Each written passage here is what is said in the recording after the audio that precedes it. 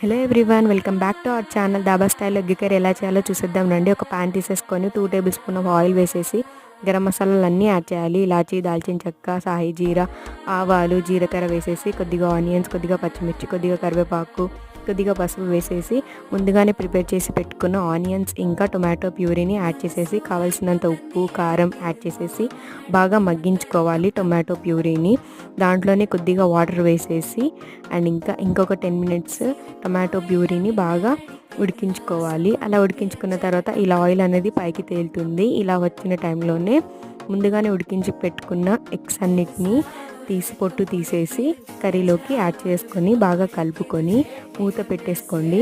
And ఎగ్స్కి కొద్దిగా ఘాట్లు పెట్టుకోండి. ఎగ్స్ అనేవి టేస్టీగా ఉంటాయి అలా ఘాట్లు పెట్టుకోవడం ద్వారా. ఉప్పు, కారం కూడా ఉంటుంది ఎగ్స్లో. దాంట్లోనే కొద్దిగా జీరా మసాలా, గరం మసాలా యాడ్ చేసేయండి. ఇంకా కర్రీ రెడీ.